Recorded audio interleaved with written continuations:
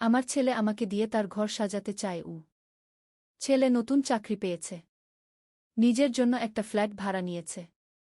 আমাকে নিয়ে গিয়ে বলল, মা তুমি আমার ঘর সাজিয়ে দাও। আমি খুশি হয়ে ঘর দেখতে লাগলাম। হঠাৎ সে আমাকে বেডরুমে নিয়ে গিয়ে বলল, এটা আমাদের ঘর। আমি অবাক হয়ে বললাম, আমাদের? সে হেসে বলল, হ্যাঁ মা, আমি চাই তুমি আমার সাথে এখানে থাকো। আমার হৃদস্পন্দন বেড়ে গেল। সে একটা ডবল বেড দেখিয়ে বলল, এখানে আমরা দুজন ঘুমাব। আমি কাঁপতে কাঁপতে বললাম, এটা ঠিক নয়। কিন্তু সে আমার হাত ধরে বলল, মা আমি তোমাকে ভালোবাসি, স্বামী যেমন স্ত্রীকে ভালোবাসে। আমার গলা শুকিয়ে গেল। সে আমাকে ড্রেসিং টেবিলের সামনে নিয়ে গিয়ে বলল, এখানে তুমি রোজ সাজবে আমার জন্য। আমি প্রতিবাদ করতে গেলে সে আমার ঠোঁটে আঙুল রাখল। শুধু শোনো মা, আমি তোর জন্য সবকিছু রেডি করেছি। সে ওয়ার্ড্রোব খুলে দেখাল অনেক শাড়ি। এগুলো সব তোর জন্য কিনেছি। আমার চোখ জ্বলে ভরে গেল। সে আমার কাঁধে হাত রেখে বলল, মা এই ঘরে আমরা স্বামী স্ত্রীর মতো থাকব। আমি তার হাত সরিয়ে দিতে চাইলে সে আমাকে জড়িয়ে ধরল। আমি জানি তুমি রাজি। তোর চোখে আমি দেখেছি। আমার পুরো শরীর কাঁপছিল। সে আমার কপালে চুমু দিয়ে বলল, মা এই ঘরেই আমাদের স্বর্গ। জানালা দিয়ে সন্ধ্যার আলো ঘরে এসে পড়ছিল। সে আমার হাত নিয়ে বলল, মা আমাদের নতুন জীবন শুরু হোক এই ঘর থেকে। এই গল্পটি সম্পূর্ণ শুনলে আপনাদের পানি অটোমেটিক বের হয়ে যাবে। সো যত দ্রুত সম্ভব হাতের কাছে টিস্যু নিয়ে বসে পড়ুন। বিছানার চাদর যেন নষ্ট না হয় সেটা সম্পূর্ণ খেয়াল রাখার অনুরোধ জানিয়ে গল্পটি এখন শুরু করব। তার আগের সর্বশেষ অনুরোধ, দয়া করে এমন পানি বের করার গল্প নিয়মিত শুনতে আমাদের চ্যানেলটি সকলেই সাবস্ক্রাইব করুন। ধন্যবাদ। হ্যালো বন্ধুরা, আমার নাম কমলা দাস। আমার বয়স 40 বছর। আমার স্বামীর নাম রবীন্দ্র দাস, বয়স 43 বছর। আমাদের 2 সন্তান, রাহুল আর মিতা। রাহুল 20 বছর বয়সী, বিশ্ববিদ্যালয়ে পড়ে। মিতা 14 বছর বয়সী, স্কুলে যায়। রাহুলের নতুন চাকরি হয়েছে একটা বড় কোম্পানিতে। সে বলল আমাকে তার নতুন ফ্ল্যাটে নিয়ে যেতে। আমি ভাবলাম ছেলেটা নিশ্চয়ই তার মায়ের হাতে ঘর সাজাতে চায়। কিন্তু যা ঘটল সেটা ছিল সম্পূর্ণ অন্যরকম একটা রহস্য। সেদিন সকালে রাহুল এসে বলল, মা চল আমার নতুন ফ্ল্যাট দেখে আসি। আমি খুশি হয়ে রেডি হলাম। ভাবলাম ছেলের নতুন সংসারে আমার মতামত নিতে চাইছে। কিন্তু যখন ফ্ল্যাটে পৌঁছলাম তখন দেখি সেখানে একটা অদ্ভুত পরিবেশ। ফ্ল্যাটের দরজা খোলার সাথে সাথেই একটা অদ্ভুত গন্ধ পেলাম। মনে হচ্ছিল যেন কোনো রাসায়নিক পদার্থের গন্ধ। রাহুল বলল, মা ভিতরে এসো। আমি ঢুকতেই দেখলাম পুরো ফ্ল্যাটটা একেবারে অন্ধকার। সমস্ত জানালা পর্দা দিয়ে ঢাকা। কোনো আলো নেই, শুধু কয়েকটা মোমবাতি জ্বলছে। রাহুল, এত অন্ধকার কেন? আমি জিজ্ঞেস করলাম। সে হাসতে হাসতে বলল, মা আসল রহস্য এখনো শুরু হয়নি গি। আমি তাকে অবাক হয়ে তাকালাম। সে আমার হাত ধরে বেডরুমের দিকে নিয়ে চল। বেডরুমে ঢুকে দেখি একটা বিশাল ডবল বেড। কিন্তু সেটাই শেষ নয়। বেডের চারপাশে অনেকগুলো ছবি টাঙানো। কিন্তু সেই ছবিগুলো দেখে আমার রক্ত শীতল হয়ে গেল। ছবিগুলো ছিল আমার একা একা থাকার সময়কার ছবি। আমি কখন যে এই ছবিগুলো তোলা হয়েছে সেটাই জানি না। আমি স্নান করার সময়, কাপড় পরিবর্তনের সময়, ঘুমানোর সময়, সব ছবি। রাহুল, এগুলো কি? আমি কাপা গলায় জিজ্ঞেস করলাম। সে বলল, মা আমি তোমাকে অনেক দিন ধরে পর্যবেক্ষণ করছি। তুমি কি জানো না যে আমি তোমাকে কত ভালোবাসি? আমার মাথা ঘুরতে শুরু করল। এটা কি আমার ছেলে, নাকি অন্য কেউ? রাহুল আরও কাছে এসে বলল, মা আমি চাই তুমি আমার সাথে এখানে থাকো। আমরা একসাথে একটা নতুন জীবন শুরু করব গো। আমি তার দিকে ভালো করে তাকালাম। হঠাৎ আমার মনে হলো এই মুখটা আমার চেনা নয়। রাহুলের মুখের কিছু অংশ যেন পরিবর্তিত হয়ে গেছে। চোখের রং আলাদা, দাঁতের গঠন অন্যরকম। তুমি কে? আমি চিৎকার করে জিজ্ঞেস করলাম। সে হঠাৎ তার মুখ থেকে একটা মাস্ক সরিয়ে ফেল। আমি দেখলাম সে একজন সম্পূর্ণ অপরিচিত মানুষ। বয়স প্রায় 35-এর কাছাকাছি। দেখতে ভয়ানক। আমি তোমার নতুন ছেলে, সে বিকৃত হাসি দিয়ে বলল। আমি দৌড়ে দরজার দিকে যেতে চাইলাম। কিন্তু দেখি দরজা বন্ধ। আমি জোরে ধাক্কা দিলাম কিন্তু খুলছে না। কেউ নেই যে তোমাকে সাহায্য করবে, সে বলল। তোমার আসল ছেলে এখন আমার বসে। আর তোমার স্বামীও। আমার পায়ের তলা থেকে মাটি সরে গেল। তুমি কি বলছ? সে তার পকেট থেকে একটা ফোন বের করে আমাকে একটা ভিডিও দেখাল। সেই ভিডিওতে দেখলাম আমার স্বামী রবীন্দ্র আর ছেলে রাহুল একটা অন্ধকার ঘরে বাঁধা অবস্থায় পড়ে আছে। তারা অচেতন। তোমরা যদি আমার কথা না শোনো তাহলে ওরা আর বাঁচবে না, সে হুমকি দিল। আমি কান্নায় ভেঙে পড়লাম। তুমি কি চাও? আমি চাই তুমি আমার মা হয়ে থাকো। আমার ছোটবেলায় আমার মা আমাকে ছেড়ে চলে গেছে। আমি একা বড় হয়েছি। এখন আমার একটা মা দরকার। তার কথা শুনে আমার মনে হলো এই লোকটার মানসিক সমস্যা আছে। কিন্তু এভাবে তো কেউ মা হয় না। আমি বোঝানোর চেষ্টা করলাম। আমি যেভাবে চাই সেভাবেই হবে, সে চিৎকার করে বলল। হঠাৎ ঘরের কোণ থেকে একটা আওয়াজ এলো, মা, মা গু। আমি তাকিয়ে দেখি আমার মেয়ে মিতা একটা খাঁচার ভিতর বন্দী। সেও এই লোকটার হাতে বন্দী। মিতা, আমি চিৎকার করে উঠলাম। হ্যাঁ, তোমার পুরো পরিবার আমার কাছে। তুমি যদি আমার কথা না শোনো তাহলে সবাইকে মেরে ফেলব। আমি বুঝলাম এই পাগল লোকটার হাত থেকে পালাতে হলে আমাকে বুদ্ধি খাটাতে হবে। আমি মিথ্যা মিথ্যা কান্নাকাটি করে বললাম, ঠিক আছে, আমি তোমার কথা শুনব। কিন্তু আমার পরিবারকে কষ্ট দিও না গে। সে খুশি হয়ে বলল, তুমি ভালো সিদ্ধান্ত নিয়েছ মা গু। এরপর সে আমাকে নতুন কাপড় পরিয়ে দিল। বলল, এখন থেকে আমি তার মা। আমি তার যত্ন নেব, তার খাবার বানাব, তার সাথে থাকব। কিন্তু আমি গোপনে পরিকল্পনা করছিলাম কিভাবে এই জায়গা থেকে পালাব। আমি দেখলাম রাত হলে সে ঘুমিয়ে পড়ে। তখন আমি চুপি চুপি উঠে জানালার কাছে গেলাম। জানালাটা বন্ধ ছিল কিন্তু একটু চেষ্টা করে খুলে ফেললাম। কিন্তু বাইরে তাকিয়ে দেখি আমরা একটা ২০তলা বিল্ডিংয়ের ১৪ তলায়। নিচে লাফ দিলে মরে যাব। আমি অন্য উপায় খুঁজতে লাগলাম। হঠাৎ দেখি তার পকেটে একটা চাবি। সেই চাবি দিয়েই হয়তো আমার পরিবারকে মুক্ত করা যাবে।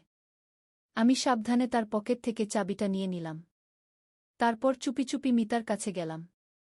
মা, তুমি কি করছো? মিতা ফিসফিস করে বলল। শান্ত থাকো মা, আমি তোদের সবাইকে এখান থেকে বের করব। আমি চাবি দিয়ে মিতার খাঁচা খুলে দিলাম। তারপর আমরা দুজন মিলে রবীন্দ্র আর রাহুলকে খুঁজতে লাগলাম। ফ্ল্যাটের পিছনের একটা ঘরে তাদের পেলাম। তারা দুজনেই অচেতন অবস্থায়। আমি তাদের ডাকাডাকি করে জাগালাম। কমলা, তুমি এখানে কিভাবে? রবীন্দ্র জিজ্ঞেস করল। পরে বলবো। এখন চল, এখান থেকে পালাতে হবে গু। আমরা চারজন মিলে চুপি চুপি দরজার দিকে যেতে লাগলাম। কিন্তু হঠাৎ সেই পাগল লোকটা জেগে উঠল। তোমরা যাচ্ছ কোথায়? সে চিৎকার করে উঠল। আমি দেখি সে তার হাতে একটা ছুরি নিয়ে আমাদের দিকে এগিয়ে আসছে। রাহুল, দরজা খোলো, আমি চিৎকার করে বললাম। রাহুল দরজা খুলে ফেল। আমরা চারজন মিলে সিঁড়ি দিয়ে দৌড়াতে শুরু করলাম। সেই পাগল আমাদের পিছু নিল। ১৪ তলা থেকে দৌড়াতে দৌড়াতে যখন ১০ তলায় পৌঁছলাম তখন দেখি সামনে একটা পুলিশ। পুলিশ সাহেব, আমাদের বাঁচান, আমি চিৎকার করে বললাম। পুলিশ সাহেব আমাদের কথা শুনে সেই পাগলকে ধরে ফেল। পরে জানলাম এই লোকটা একজন সিরিয়াল কিলার। সে অনেক পরিবারকে এভাবে বন্দী করে রেখেছে। তার মানসিক সমস্যা ছিল। ছোটবেলায় মায়ের কাছ থেকে বিচ্ছেদের কারণে সে এমন হয়ে গেছে। আমরা পুলিশের সাহায্যে নিরাপদ ঘরে ফিরে এলাম। কিন্তু এই ঘটনার পর আমাদের পরিবারে একটা অন্যরকম বন্ধন তৈরি হল। আমরা বুঝলাম পরিবার কত মূল্যবান। রাহুল এখন আর একা থাকতে চায় না। সে আমাদের সাথেই থাকে। মিতাও এই ঘটনার পর অনেক বেশি সতর্ক হয়ে গেছে। আর আমি বুঝলাম যে জীবনে যত রহস্যই আসুক, পরিবারের ভালোবাসা আর একটাই সবচেয়ে বড় শক্তি। সেই দিন থেকে আমি আর রাহুলের সাথে একা কোথাও যাই না। যেতে হলে পুরো পরিবার মিলেই যাই। কারণ আমি জানি এই পৃথিবীতে অনেক পাগল মানুষ আছে যারা সুযোগ পেলেই মানুষের ক্ষতি করতে চায়। এই ঘটনার পর পুলিশ আরও তদন্ত করে জানতে পারল যে এই লোকটা একটা বড় চক্রের অংশ ছিল। তারা বিভিন্ন জায়গা থেকে মানুষ ধরে এনে বিক্রি করে দিত। আমাদের পরিবারও তাদের টার্গেট ছিল। কিন্তু আল্লাহর রহমতে আমরা বেঁচে গেলাম। এখন আমরা সবসময় সতর্ক থাকি। কোনো অপরিচিত মানুষের সাথে যাই না। আর সবচেয়ে বড় কথা হল, আমি বুঝেছি যে পরিবারের মধ্যে যদি ভালোবাসা আর বিশ্বাস থাকে তাহলে যে কোনো বিপদ থেকে বেঁচে যাওয়া সম্ভব। কিন্তু আসল রহস্য এখানেই শেষ নয়। এর ৩ মাস পর আরেকটি অদ্ভুত ঘটনা ঘটল। রাহুল একদিন আমার কাছে এসে বলল, মা, আমি স্বপ্নে দেখছি সেই লোকটা আবার ফিরে এসেছে গিয়ে। প্রথমে আমি ভাবলাম এটা মানসিক চাপের কারণে হচ্ছে। কিন্তু পরদিন মিতাও একই কথা বলল। মা, আমি সেই খাঁচার স্বপ্ন দেখছি বারবার। আর সেখানে আরও অনেক মেয়ে আছে গিয়ে। আমার মনে হতে লাগল যে এটা শুধু স্বপ্ন নয়, কোনো গভীর রহস্য লুকিয়ে আছে। সেদিন রাতে আমি টিভিতে খবর দেখছিলাম। হঠাৎ দেখি একটা ব্রেকিং নিউজ, সেই সিরিয়াল কিলার জেল থেকে পালিয়ে গেছে গিউ। আমার হাত পা ঠান্ডা হয়ে গেল। সে আবার ফিরে এসেছে। পরদিন সকালে একটা অদ্ভুত ঘটনা ঘটল। আমাদের দরজায় কেউ কড়া নাড়ল। আমি দরজা খুলে দেখি একটা ছোট মেয়ে, বয়স প্রায় 10 বছর। আন্টি, আমাকে বাঁচান, সে কাঁদতে কাঁদতে বলল। আমি তাকে ভিতরে নিয়ে এলাম। সে বলল তার নাম রিমা। সেই পাগল লোকটা তাকেও ধরে নিয়ে গিয়েছিল। কিন্তু সে পালিয়ে এসেছে। আন্টি, সেখানে আরও অনেক বাচ্চা আছে। সবাই কাঁদছে। সেই মামা আমাদের খারাপ কাজ করতে বলে গু। রিমার কথা শুনে আমার মাথা ঘুরে গেল। বুঝলাম এটা শুধু আমাদের পরিবারের বিষয় নয়, অনেক বড় একটা চক্র। আমি সাথে সাথে পুলিশে খবর দিলাম। কিন্তু পুলিশ এসে বলল আমাদের কাছে কোনো তথ্য নেই যে সে পালিয়েছে গিয়ে। আমি অবাক হলাম। তাহলে টিভিতে যে খবর দেখলাম সেটা কি ছিল? সেদিন রাতে আরেকটা অদ্ভুত ঘটনা ঘটল। আমি জানালা দিয়ে বাইরে তাকিয়ে দেখি সেই পাগল লোকটা আমাদের বাড়ির সামনে দাঁড়িয়ে আছে। সে আমার দিকে তাকিয়ে হাসছে। আমি চিৎকার করে সবাইকে ডাকলাম। কিন্তু যখন সবাই এসে জানালা দিয়ে তাকাল, তখন সেখানে কেউ নেই। মা, তুমি ভুল দেখেছ, রবীন্দ্র বলল। কিন্তু আমি নিশ্চিত ছিলাম যে আমি তাকে দেখেছি। পরদিন সকালে আরও ভয়ানক একটা ঘটনা ঘটল। রিমা হারিয়ে গেল। সে আমাদের বাড়িতে ছিল, কিন্তু সকালে উঠে দেখি সে নেই। আমরা তাকে খুঁজতে লাগলাম সারা পাড়ায়। কিন্তু তার কোনো খোঁজ নেই। দুপুরে একটা চিঠি এলো আমাদের বাড়িতে। চিঠিতে লেখা ছিল, কমলা, তুমি ভেবেছিলে আমি শেষ? আমি শুরু। তোমার রিমাকে আমি নিয়ে গেছি। তুমি যদি তাকে ফেরত চাও, তাহলে আজ রাত 12টায় সেই পুরনো ফ্ল্যাটে এসো। একা আসবে। কাউকে সাথে নিলে রিমা মারা যাবে গে। আমার হৃদস্পন্দন বেড়ে গেল। এই লোকটা আসলে কি চায়? রবীন্দ্র বলল, তুমি যাবে না। এটা ফাঁদ। কিন্তু আমি ভাবলাম একটা নিরীহ বাচ্চার জীবনের কথা। আমি সিদ্ধান্ত নিলাম রাতে সেখানে যাব। রাত 12টায় আমি চুপি চুপি বাড়ি থেকে বের হলাম। সেই পুরনো ফ্ল্যাটে পৌঁছে দেখি সব কিছু আগের মতোই আছে। মোমবাতি জ্বলছে, অন্ধকার পরিবেশ। এসো কমলা, সেই চেনা গলা শুনলাম। আমি ভিতরে ঢুকলাম। দেখি সেই পাগল লোকটা বসে আছে। তার পাশে রিমা বাঁধা অবস্থায়। তুমি কি চাও? আমি জিজ্ঞেস করলাম। আমি চাই তুমি আমার সাথে থাকো, স্থায়ীভাবে। তোমার পরিবারকে ছেড়ে দাও। এটা সম্ভব নয়। তাহলে এই বাচ্চাটা মরবে। শুধু এই বাচ্চা নয়, আরও অনেক বাচ্চা আছে গি। সে আমাকে আরেকটা ঘর দেখাল। সেখানে প্রায় 10টা বাচ্চা বন্দি। সবার বয়স 10 থেকে 15। এই বাচ্চাগুলো আমি বিভিন্ন জায়গা থেকে এনেছি। তুমি যদি আমার সাথে না থাকো, তাহলে সবাইকে বিক্রি করে দেবগু। আমি বুঝলাম এই লোকটা শুধু পাগল নয়, খুব বিপজ্জনক অপরাধী। তুমি এদের বিক্রি করো কোথায়? আমি জানতে চাইলাম। বিদেশে। অনেক টাকা পাই। কিন্তু তোমাকে আমি বিক্রি করব না। তুমি আমার মা হয়ে থাকবে গি। আমি সময় নেওয়ার জন্য বললাম, আমাকে একটু ভাবতে দাও। না, এখনই সিদ্ধান্ত নিতে হবে গু। হঠাৎ আমার মনে পড়ল আমি আসার সময় গোপনে পুলিশে একটা মেসেজ পাঠিয়েছিলাম। তারা হয়তো আমাকে ফলো করেছে। আমি তাকে আরও কিছুক্ষণ কথা বলিয়ে রাখার চেষ্টা করলাম। তুমি কেন এমন করো? তোমার কি কোনো পরিবার নেই? আমার পরিবার ছিল। কিন্তু সবাই আমাকে ছেড়ে চলে গেছে। এখন আমি নিজের মতো একটা পরিবার বানাচ্ছি গি। কিন্তু এভাবে তো পরিবার হয় না গি। আমার কাছে এটাই পরিবার।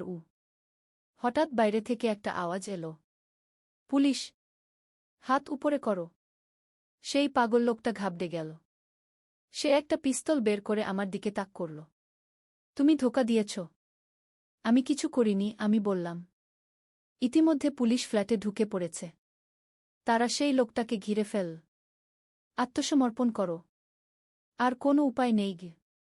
সেই লোকটা শেষ চেষ্টা হিসেবে আমাকে জিম্মি করতে চাইল। কিন্তু একজন পুলিশ অফিসার তার হাত থেকে পিস্তল কেড়ে নিল।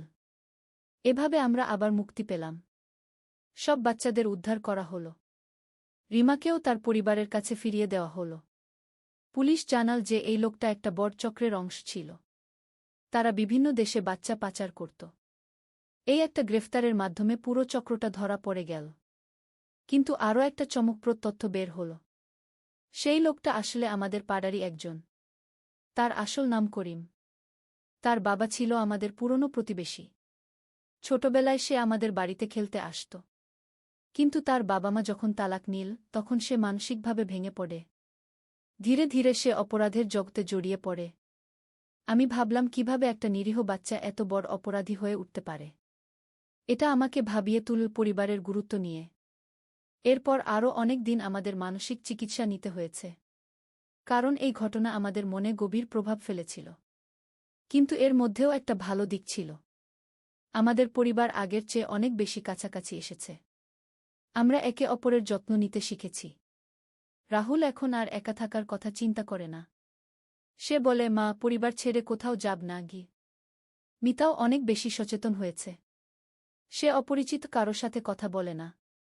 আর আমি শিখেছি যে জীবনে যত বিপদই আসুক, সাহস আর বুদ্ধি দিয়ে সব কিছু মোকাবেলা করা যায়। এই ঘটনার পর আমি আমাদের পাড়ার অন্যান্য পরিবারের সাথেও যোগাযোগ বাড়িয়েছি।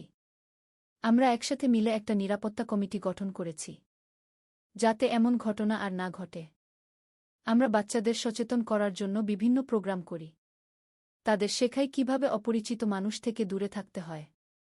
সবচেয়ে বড় কথা হল, আমি বুঝেছি যে সমাজে এমন অনেক মানুষ আছে যারা সাহায্যের অপেক্ষায় থাকে। যদি সঠিক সময়ে সঠিক সাহায্য পায় তাহলে তারা হয়তো অপরাধী হতো না। করিমের ক্ষেত্রেও তাই। তার ছোটবেলায় যদি কেউ তার দেখভাল করত, তাহলে হয়তো আজ সে এত বড় অপরাধী হতো না। এই গল্পটা আমি আপনাদের বলছি যাতে আপনারাও সতর্ক থাকেন। সাথে সাথে আপনাদের আশেপাশে যদি কোনো বাচ্চা বা মানুষ বিপদে থাকে, তাহলে তাদের সাহায্য করুন।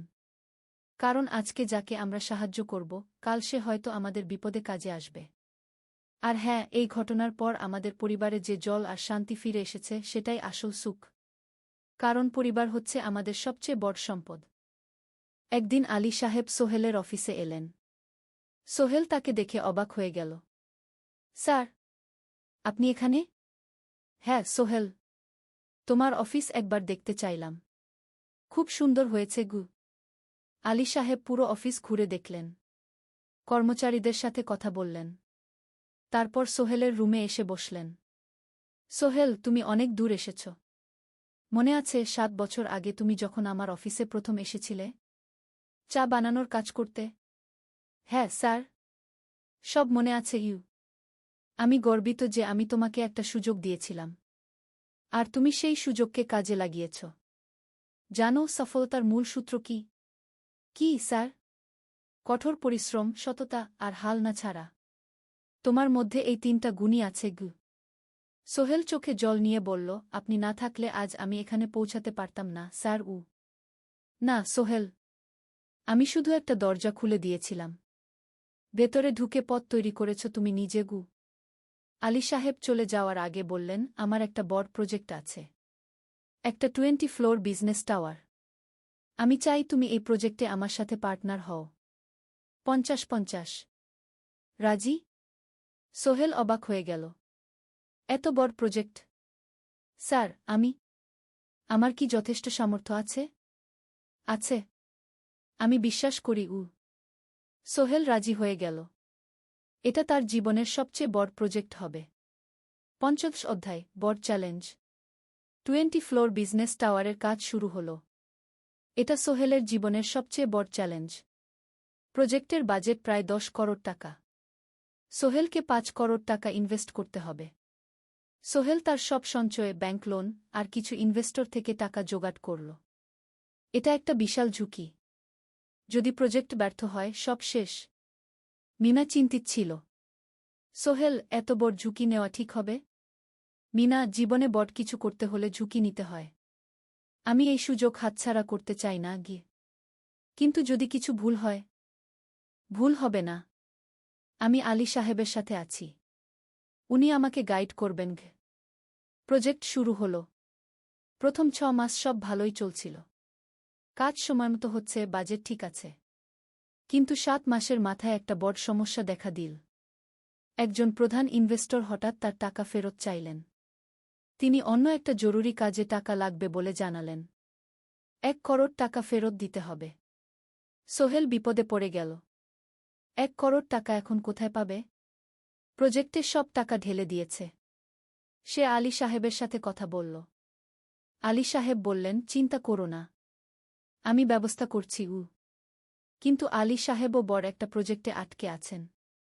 তার হাতে লিকুইড ক্যাশ নেই। সোহেল অন্য ব্যাংক থেকে লোন নেওয়ার চেষ্টা করল। কিন্তু ব্যাংক বলল, ইতিমধ্যে তার অনেক লোন আছে, নতুন লোন দিতে পারবে না।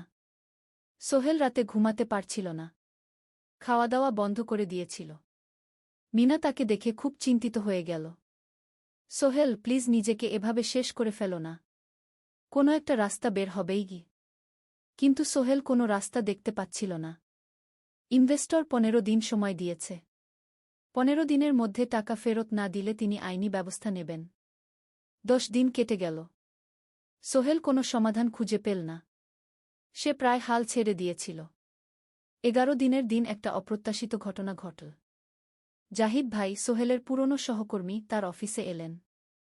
জাহিদ ভাই এখন একটা রিয়েল এস্টেট কোম্পানিতে সিনিয়র ম্যানেজার। সোহেল, আমি তোমার সমস্যার কথা শুনেছি গু। হ্যাঁ ভাই, আমি বিপদে পড়েছি গু। আমি তোমাকে সাহায্য করতে চাই। আমার কিছু সঞ্চয় আছে, 5 লাখ টাকা। তুমি নাও। সোহেল চোখে জল নিয়ে বলল, ভাই আমি কিছু বলার দরকার নেই। তুমি আমাকে অনেক কিছু শিখিয়েছ। তোমার কাছ থেকে পরিশ্রম আর সততা শিখেছি। এখন আমার পালা তোমাকে সাহায্য করার। জাহিদ ভাই চলে যাওয়ার পর আরও দুজন এলো। একজন সোহেলের পুরনো ক্লায়েন্ট, আরেকজন তার কর্মচারী। দুজন মিলে আরও 8 লাখ টাকা দিল। করিম মামা 20 লাখ টাকা ব্যবস্থা করলেন। তার কিছু বন্ধুদের কাছ থেকে ধার করে। মিনা তার সব গয়না বিক্রি করে 10 লাখ টাকা দিল। সবাই মিলে প্রায় 45 লাখ টাকা জোগাড় হল। বাকি 65 লাখ টাকা সোহেল তার অফিসের সব অ্যাসেট বিক্রি করে আর একটা প্রাইভেট ফিন্যান্স কোম্পানি থেকে উচ্চ সুদে লোন নিয়ে ব্যবস্থা করল। ঠিক 14 দিনের দিন সোহেল ইনভেস্টরকে 1 করোড় টাকা ফেরত দিল। ইনভেস্টর টাকা নিয়ে চলে গেলেন। সোহেল তার অফিসে ফিরে এসে চেয়ারে বসে কাঁদল। এত চাপ, এত টেনশন, সব যেন একসাথে বের হয়ে এলো।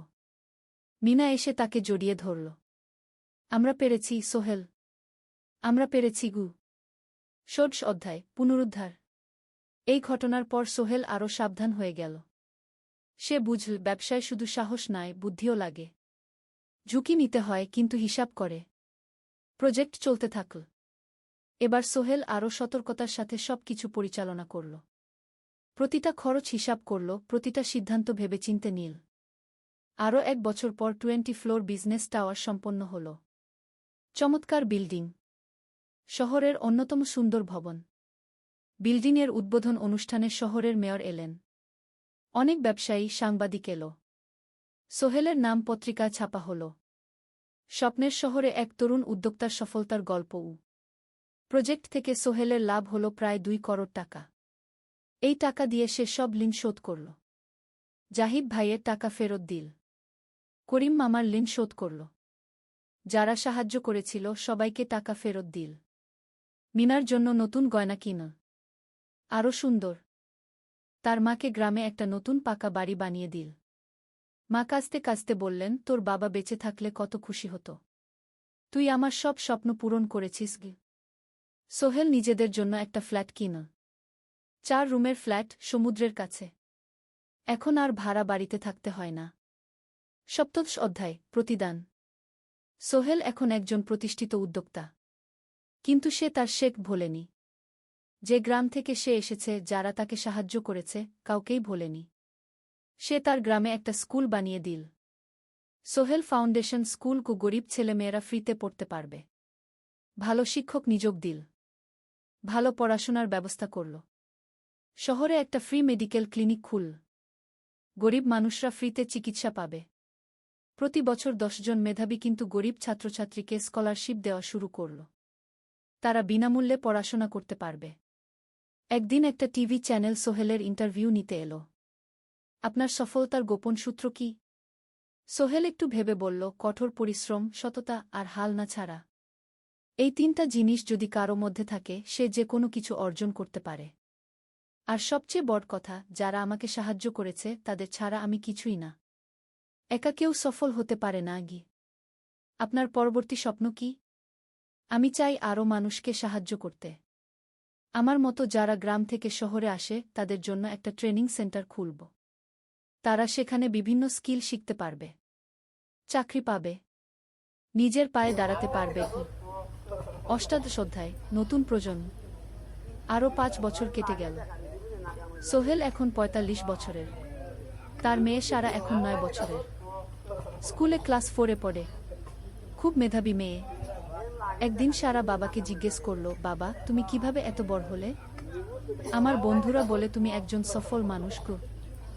সোহেল তাকে কোলে নিয়ে বসল। বাবা, তুমি জানো তোমার দাদু ছিলেন একজন স্কুল শিক্ষক, খুব সৎ মানুষ। কিন্তু আমরা গরিব ছিলাম। আমি রিক্সা চালাতাম গো। রিক্সা? সত্যি? হ্যাঁ। তারপর আমি এই শহরে এলাম। অনেক কষ্ট করেছি, কিন্তু হাল ছাড়িনি। মানুষ আমাকে সাহায্য করেছে, আর আমি কঠোর পরিশ্রম করেছি। বাবা, আমিও কি তোমার মতো হতে পারবো? অবশ্যই পারবে বাবা। তবে মনে রেখো, সফলতা মানে শুধু টাকা পয়সা না। সফলতা মানে ভালো মানুষ হওয়া, অন্যদের সাহায্য করা, সৎ থাকা গু। সারা মাথা নাড়ল। আমি ভালো মানুষ হব বাবাবু। সোহেল তার মেয়েকে জড়িয়ে ধরল। মনে মনে ভাবল, তার জীবনের সব কষ্ট সার্থক হয়েছে। মিনা রান্নাঘর থেকে ডাকল, খাবার তৈরি। এসো। সোহেল সারাকে নিয়ে ডাইনিং টেবিলে গেল। ঋতু এসেছে। সে এখন বিয়ে করেছে, তার একটা ছেলে হয়েছে। সোহেলের মা মাঝে মাঝে চট্টগ্রামে বেড়াতে আসেন। আজও এসেছেন। সবাই মিলে খেতে বসো। হাসি গল্পে ভরা পরিবার। সোহেল তাকাল তার মায়ের দিকে, মিনার দিকে, সারার দিকে, ঋতুর দিকে। মনে হলো, জীবনে আর কি চাই? খাওয়া শেষে সবাই বসে রইল, গল্প করছিল। হঠাৎ সোহেলের ফোন বাজল। অফিস থেকে একটা জরুরি বিষয়। সোহেল ফোন রেখে দিয়ে মিনাকে বলল, একটা নতুন প্রজেক্টের প্রস্তাব এসেছে। একটা এতিমখানা বানানোর কাজ। সরকারি প্রজেক্ট। তুমি নেবে? অবশ্যই। এটা আমার স্বপ্নের প্রজেক্ট। যেসব বাচ্চাদের বাবা মা নেই, তাদের জন্য একটা সুন্দর জায়গা। মিনা হাসল। তুমি কখনো বদলাও না, এখনো অন্যদের কথা ভাবো। এটাই তো জীবন মিনা। শুধু নিজের জন্য বাঁচলে কি হবে? 49 অধ্যায়, উত্তরাধিকার। 10 বছর আরও কেটে গেল। সোহেল এখন 55 বছরের। তার চুলে পাক ধরেছে, কিন্তু শক্তি এখনো আগের মতোই।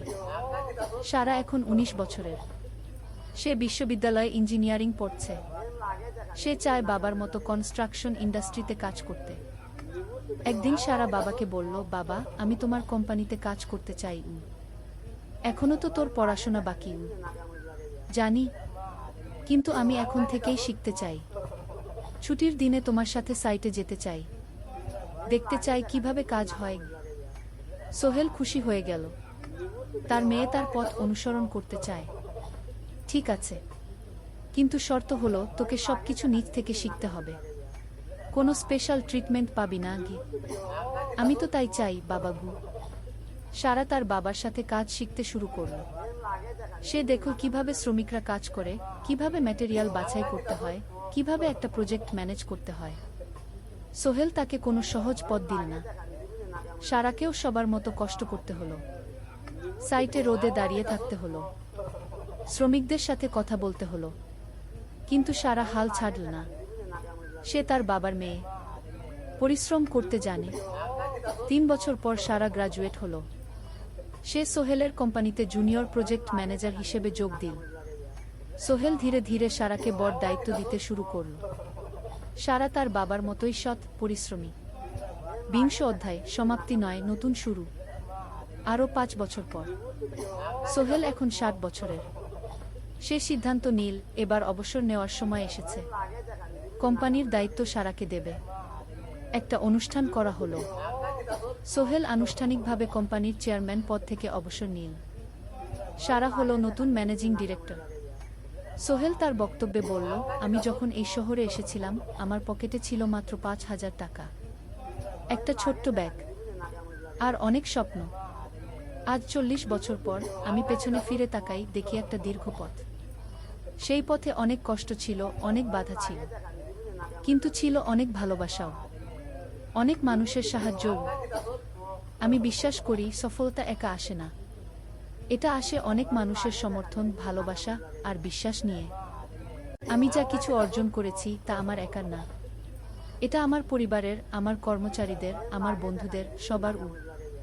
আজ আমি আমার মেয়ে সারার হাতে এই দায়িত্ব তুলে দিচ্ছি। আমি জানি সে আমার চেয়ে ভালো করবে, কারণ সে শিখেছে আমার ভুল থেকে, আমার অভিজ্ঞতা থেকে। অনুষ্ঠান শেষ হলো, সবাই চলে গেল।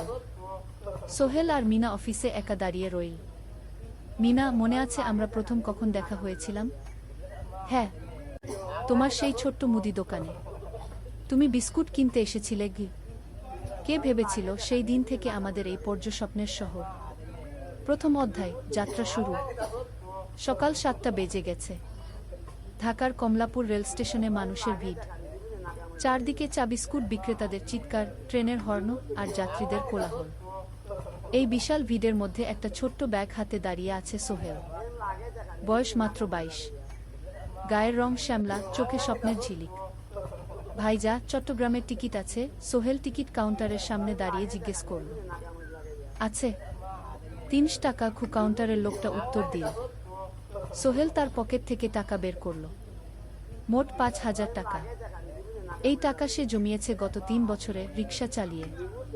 তার স্বপ্ন ছিল চট্টগ্রাম গিয়ে একটা ভালো চাকরি পাওয়া। গ্রামে আর থাকতে চায় না সে। বাবা মারা গেছেন 10 বছর আগে। মা আর ছোট বোন ঋতুকে নিয়ে সংসার চালাচ্ছিল রিক্সা চালিয়ে। কিন্তু এভাবে তো আর সারা জীবন চলবে না। টিকিট কেটে সোহেল প্ল্যাটফর্মে এলো। ট্রেন ছাড়বে আর মাত্র 15 মিনিট পরে। সে একটা বেঞ্চে বসে পড়ল। ব্যাগটা বুকের কাছে চেপে ধরল। এই ব্যাগে আছে তার সব সম্পদ, কিছু কাপড়, একটা ছোট্ট ফটো ফ্রেমে বাবা মায়ের ছবি, আর কিছু টাকা। কোথায় যাচ্ছেন? পাশে বসা একজন বয়স্ক মানুষ জিজ্ঞেস করলেন। চট্টগ্রাম কাকা। চাকরি খুঁজতে যাচ্ছি। কি? সোহেল বিনয়ের সাথে উত্তর দিল। ভালো, তবে শহরে সাবধানে থাকবেন। শহর মানে অনেক সুযোগ, কিন্তু অনেক ফাঁদও আছে। বয়স্ক লোকটা বললেন। সোহেল মাথা নাড়ল। সে জানে শহরের জীবন সহজ না, কিন্তু তার কোনো বিকল্প নেই। গ্রামে রিক্সা চালিয়ে মাসে 3,500 টাকা আয় হতো। তার মধ্যে সংসার চালাতে হতো, বোনের স্কুলের খরচ দিতে হতো, মায়ের ওষুধের খরচ দিতে হতো। কিছুই বাঁচত না। আর এই জীবন থেকে বেরোনোর একটাই পথ, শহরে গিয়ে ভালো কাজ খুঁজে নেওয়া। সোহেল মনে মনে ভাবল তার বাবার কথা। বাবা ছিলেন একজন স্কুল শিক্ষক। খুব সৎ মানুষ ছিলেন। সবসময় বলতেন, সোহেল, তুই লেখাপড়া শিখে বড় মানুষ হবি। আমাদের পরিবারে আর কেউ বড় চাকরি করেনি, তুই করবি। কিন্তু বাবা যখন মারা গেলেন তখন সোহেল মাত্র এসএসসি পরীক্ষা দিয়েছে। ফলাফল ভালো হয়েছিল, জিপিএ অর্ধচতুর। কিন্তু বাবার মৃত্যুর পর আর পড়া হলো না। পরিবারের দায়িত্ব নিতে হলো। ট্রেন ছাড়ল। সোহেল জানালার পাশে বসে বাইরে তাকাল। ধানক্ষেত, নদী, ছোট ছোট গ্রাম, সব পেছনে ফেলে ট্রেন এগিয়ে চল। সোহেলের মনে হলো সে যেন তার পুরনো জীবনটাকেও পেছনে ফেলে আসছে। ট্রেনে একজন হকার এসে চা বিক্রি করছিল। সোহেল একটা চা কিনল। 10 টাকা। চা খেতে খেতে সে ভাবছিল, চট্টগ্রাম পৌঁছে কি হবে? করিম মামা তাকে সাহায্য করবেন তো? চাকরি পাওয়া যাবে তো? করিম মামা আসলে সোহেলের খুব দূর সম্পর্কের মামা। সোহেলের দাদির বোনের ছেলে। অনেক বছর আগে গ্রাম ছেড়ে চট্টগ্রামে চলে গিয়েছিলেন। সেখানে একটা কনস্ট্রাকশন কোম্পানিতে কাজ করেন। বছরে একবার দুবার গ্রামে আসতেন। গত বছর যখন এসেছিলেন তখন সোহেলের মাকে বলেছিলেন, সোহেলকে চট্টগ্রাম পাঠান, আমি একটা কাজের ব্যবস্থা করে দেব। সেই কথাতেই ভরসা করে সোহেল আজ এই যাত্রা। দ্বিতীয় অধ্যায়, নতুন শহর। চট্টগ্রাম পৌঁছাতে প্রায় 6 ঘন্টা লেগে গেল। দুপুর 1টা বাজে। সোহেল স্টেশন থেকে বের হয়ে শহরের রাস্তায় দাঁড়াল। কি বিশাল শহর! এত গাড়ি, এত মানুষ। চারদিকে উঁচু উঁচু বিল্ডিং, দোকানপাট, মানুষের ভিড়। সোহেল কিছুক্ষণ দাঁড়িয়ে থাকল, সব কিছু দেখতে দেখতে। তার মনে হচ্ছিল সে যেন অন্য কোনো পৃথিবীতে এসে পড়েছে। তার পকেটে একটা ছোট্ট কাগজ আছে। সেখানে লেখা একটা ঠিকানা, করিম মিয়া, বাড়ি নং 23, রোড নং 5, আগ্রাবাদ, চট্টগ্রামকে। সোহেল একটা রিক্সা ডাকল। কত নেবেন আগ্রাবাদ যেতে? 50 টাকা। সোহেল রিক্সায় উঠল। রাস্তার দুধারে দোকান, মার্কেট, অফিস সব কিছু দেখতে দেখতে সে অবাক হয়ে গেল। এত বড় শহর, এত কিছু! গ্রামের সেই ছোট্ট বাজারের সাথে কোনো তুলনাই হয় না। প্রায় আধা ঘন্টা পর রিকশা একটা পুরনো বাড়ির সামনে থামল। 3 তলা বাড়ি, কিন্তু রং উঠে গেছে। সিঁড়ি দিয়ে উঠে 3য় তলায় করিম মামার ফ্ল্যাটে নক করল। দরজা খুলল এক মধ্যবয়সী মহিলা। কে? আসসালামু আলাইকুম আপা, আমি সোহেল, নোয়াখালীর গ্রাম থেকে এসেছি। করিম মামা বাড়িতে আছেন? মহিলা তাকে মাথা থেকে পা পর্যন্ত দেখল। করিম তো অফিসে গেছে। তুমি কে? কোথা থেকে এসেছ? সোহেল সব খুলে বলল। মহিলা তাকে ভেতরে ঢুকতে দিল। বসো। করিম সন্ধ্যায় ফিরবে গো।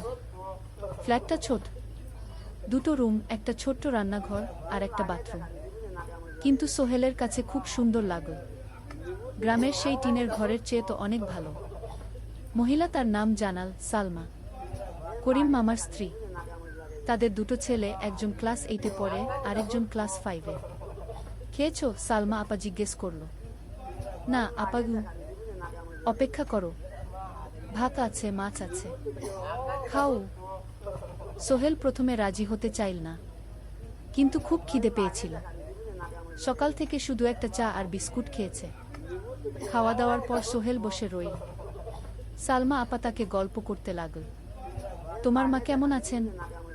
তোমার বোন? ভালো আছে আপা, মার একটু গেটে বাত আছে, ওষুধ খাচ্ছেন। বোন স্কুলে পড়ে কু। তুমি কি করতে চাও এখানে? চাকরি খুঁজছি আপা, যে কোনো কাজ করব। বাসায় মা আর বোনকে টাকা পাঠাতে হবে। সালমা আপা মাথা নাড়ল। করিম তোমার জন্য কিছু একটা করবে, সে ভালো মানুষ। সারাদিন অপেক্ষা করু সোহেল।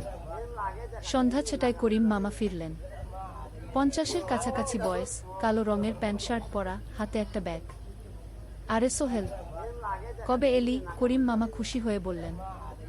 আজ সকালে মামা গি। করিম মামা তাকে জড়িয়ে ধরলেন। অনেকদিন পর দেখলাম। কেমন আছিস? ভালো আছি মামা গি। ভালো করেছিস এসে, এখানে অনেক সুযোগ আছে।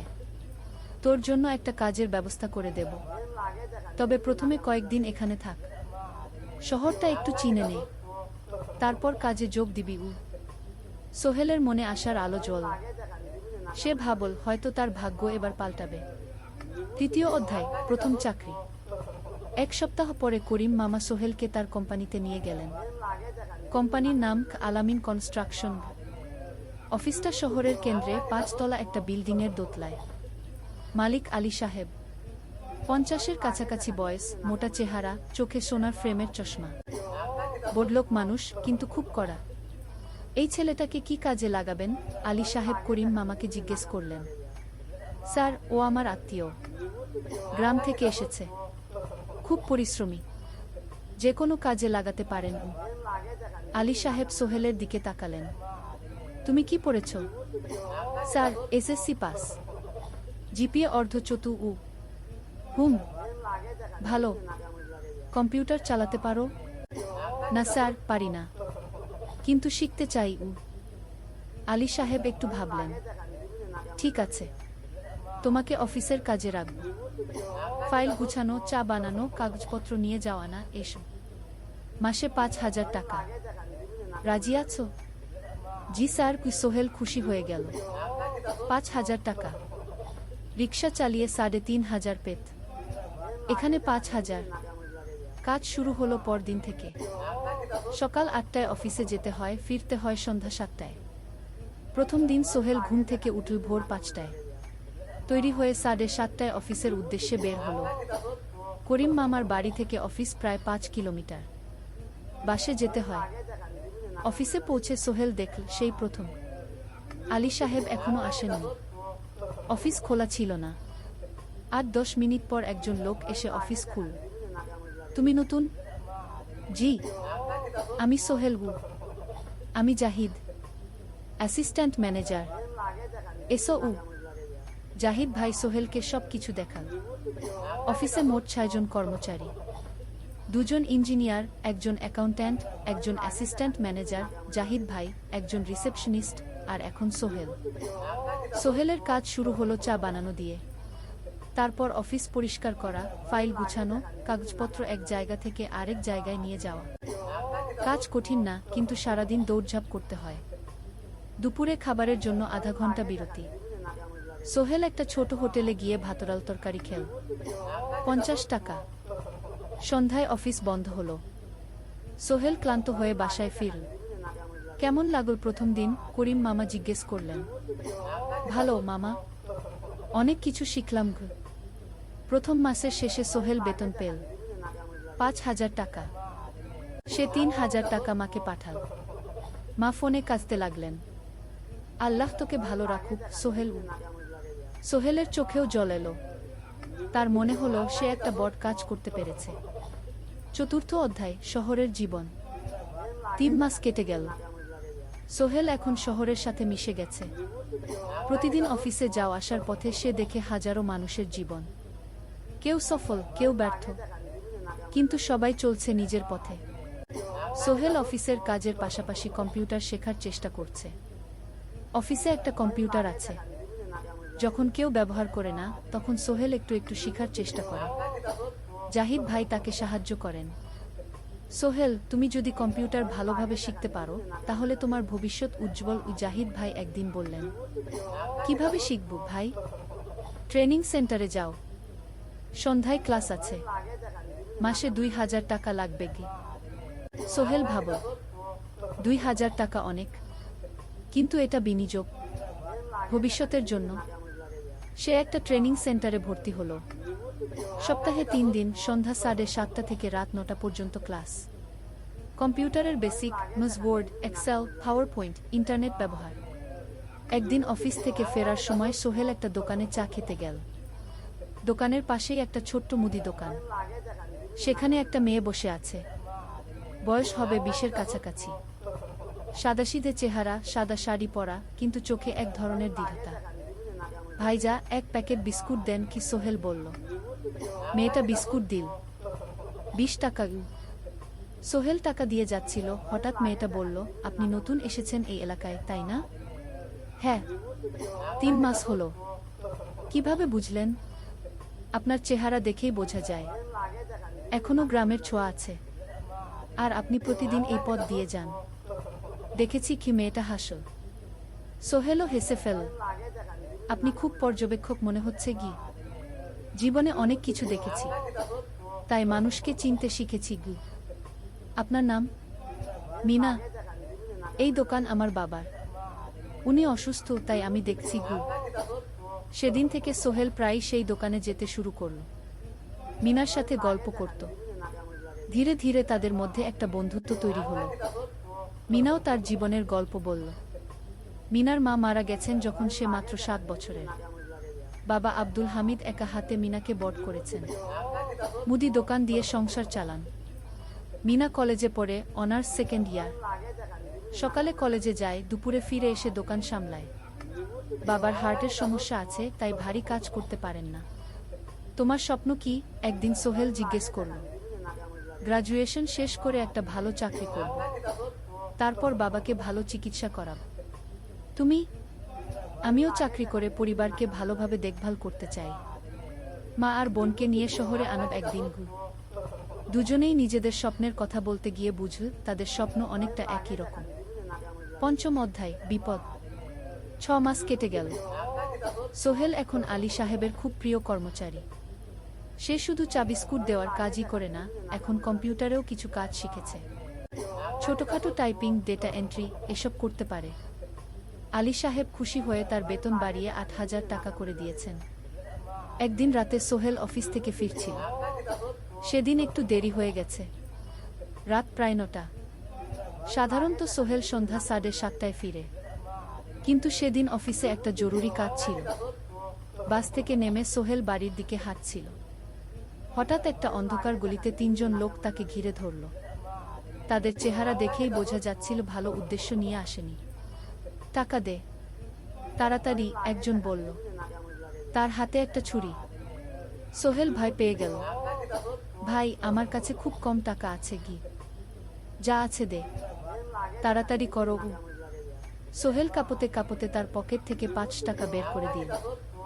এই টাকা দিয়ে সে বাজার করবে ভেবেছিল, কিন্তু ছিনতাইকারীরা সন্তুষ্ট হলো না। শুধু 5 টাকা? তোর ব্যাগে কি আছে? তারা সোহেলের ব্যাগ কেড়ে নিল। ব্যাগে ছিল তার মোবাইল, কম্পিউটার ট্রেনিং সেন্টারের সার্টিফিকেট আর কিছু গুরুত্বপূর্ণ কাগজপত্র। না ভাই, ব্যাগটা ফেরত দেন, ওতে আমার জরুরি জিনিস আছে। মোবাইল নিয়ে নেন, কিন্তু ব্যাগটা দেন গু। কিন্তু ওরা শুনল না। একজন সোহেলকে জোরে ধাক্কা দিল। সোহেল পড়ে গেল। মাথা রাস্তার কংক্রিটে ধাক্কা লেগে গেল। রক্ত বের হলো। 3জন দৌড়ে পালিয়ে গেল। কিছুক্ষণ সোহেল অজ্ঞান হয়ে পড়ে রইল। তারপর ধীরে ধীরে জ্ঞান ফিরল। মাথায় প্রচণ্ড ব্যথা। সে উঠে দাঁড়ানোর চেষ্টা করল, কিন্তু মাথা ঘুরছিল। কোনোমতে একটা দেয়াল ধরে দাঁড়াল। একজন পথচারী তাকে দেখে থামল। কি হয়েছে ভাই? ছিনতাই হয়েছে কি? এসো, আমি তোমাকে হাসপাতালে নিয়ে যাই। কিন্তু সোহেল রাজি হলো না। না, ঠিক আছে, বাড়ি যেতে পারবো। সে কোনোমতে করিম মামার বাড়িতে পৌঁছাল। দরজা খুলেই সালমা আপা চিৎকার করে উঠলেন, ও আল্লাহ, কি হয়েছে? করিম মামা দৌড়ে এলেন। সোহেলকে ভেতরে নিয়ে গেলেন। তার মাথায় জল ঢেলে রক্ত পরিষ্কার করলেন। ক্ষতটা বেশ গভীর। হাসপাতালে যেতে হবে কি? করিম মামা বললেন। তারা একটা অটোরিকশা নিয়ে নিকটস্থ হাসপাতালে গেলেন। ডাক্তার সোহেলের মাথায় 3টা সেলাই দিলেন। বলল, 1 সপ্তাহ বিশ্রাম নিতে হবে, কোনো ভারী কাজ করা যাবে না। হাসপাতাল থেকে ফিরে সোহেল শুয়ে রইল। তার মনে হচ্ছিল সবকিছু শেষ হয়ে গেছে। মোবাইল চলে গেছে, গুরুত্বপূর্ণ কাগজপত্র চলে গেছে। এখন 1 সপ্তাহ অফিস করতে পারবে না। পরদিন সকালে করিম মামা আলী সাহেবকে ফোন করে সব জানালেন। আলী সাহেব বললেন, ঠিক আছে, সোহেল ভালো হয়ে এলে আসবে, চিন্তার কিছু নেই গি। মিনা যখন এই খবর শুনল, সে সন্ধ্যায় সোহেলকে দেখতে এলো করিম মামার বাড়িতে। সাথে এনেছিল কিছু ফল। কি হয়েছিল? মিনা চিন্তিত গলায় জিজ্ঞেস করল। সোহেল সব বলল। মিনা রেগে গেল। এই শহরে এখন অনেক অপরাধ বেড়ে গেছে, পুলিশ কিছু করে না। তুমি পুলিশে রিপোর্ট করেছ? না, লাভ নেই, তবুও করা উচিত। তোমার মোবাইলটা হয়তো খুঁজে পাওয়া যাবে কি। করিম মামা সোহেলকে নিয়ে পুলিশ স্টেশনে গেলেন। জেনারেল ডায়েরি করলেন, কিন্তু পুলিশ খুব একটা আশা দিল না। দেখি কিছু করা যায় কিনা গু। সোহেল বুঝল মোবাইল আর ফিরবে না। সেই 1 সপ্তাহ সোহেলের জীবনের সবচেয়ে কঠিন সময় ছিল। সে শুধু শারীরিকভাবেই ক্ষতিগ্রস্ত হয়নি, মানসিকভাবেও ভেঙে পড়েছিল। প্রতিরাতে দুঃস্বপ্ন দেখত। সেই 3জন ছিনতাইকারীর মুখ ভুলতে পারছিল না। মিনা প্রায় প্রতিদিন আসত, তাকে সাহস দিত, তুমি হাল ছেড়ো না সোহেল, জীবনে এরকম খারাপ সময় আসে, কিন্তু এটা কাটিয়ে ওঠাই হলো আসল বীরত্ব। সোহেলের মা গ্রাম থেকে ফোন করতেন, করিম মামার মোবাইল থেকে। তুই ভালো আছিস তো? সোহেল মাকে সব সত্যি বলেনি, শুধু বলেছে, হ্যাঁ মা, ভালো আছি, একটু জ্বর হয়েছিল, এখন ভালো। 1 সপ্তাহ পর সোহেল আবার অফিসে গেল। আলী সাহেব তাকে দেখে খুশি হলেন। কেমন আছো? ভালো আছি স্যার। ঠিক আছে, তবে প্রথম কয়েকদিন হালকা কাজ করবে গু। সোহেল আবার কাজে মন দিল, কিন্তু একটা জিনিস তাকে খুব কষ্ট দিচ্ছিল, তার মোবাইল নেই।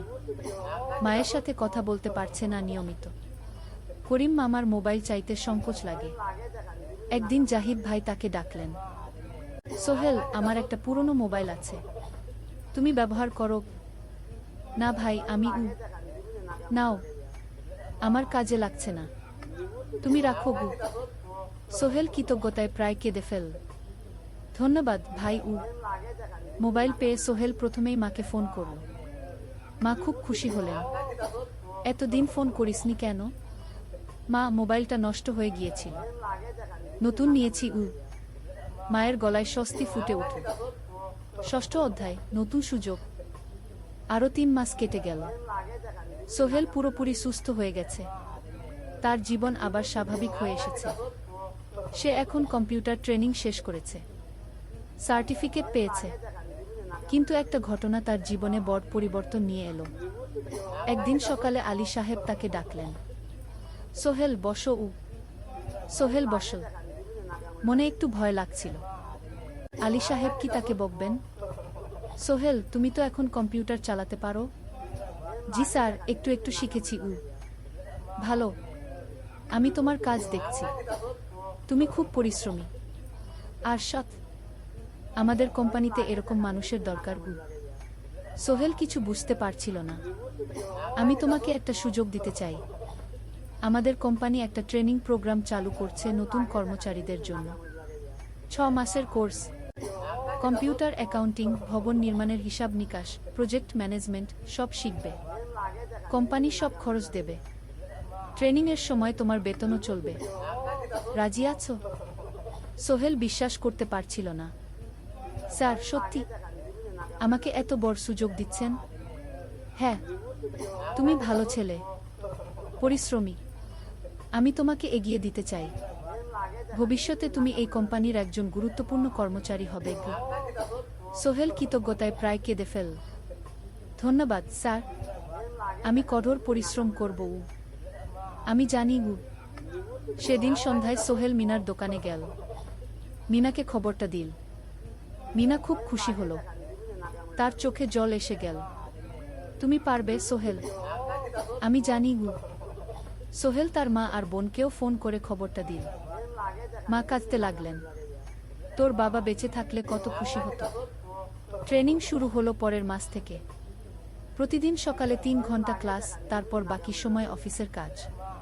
ক্লাসে 5 জন নতুন কর্মচারী, সবাই তরুণ, উৎসাহী। শিক্ষক ছিলেন একজন অভিজ্ঞ ইঞ্জিনিয়ার, নাম রহিম স্যার। তিনি খুব ভালোভাবে সব কিছু বুঝাতেন। কম্পিউটার অ্যাকাউন্টিং, এক্সেলে জটিল ক্যালকুলেশন, প্রজেক্টের বাজেট তৈরি, সময় ব্যবস্থাপনা সব। সোহেল পুরো মনোযোগ দিয়ে শিখতে লাগল। সন্ধ্যায় বাড়ি ফিরে প্র্যাকটিস করত। করিম মামার ছেলের কাছ থেকে একটা ল্যাপটপ ধার নিত কখনো কখনো। 6 মাস পরে ট্রেনিং শেষ হলো।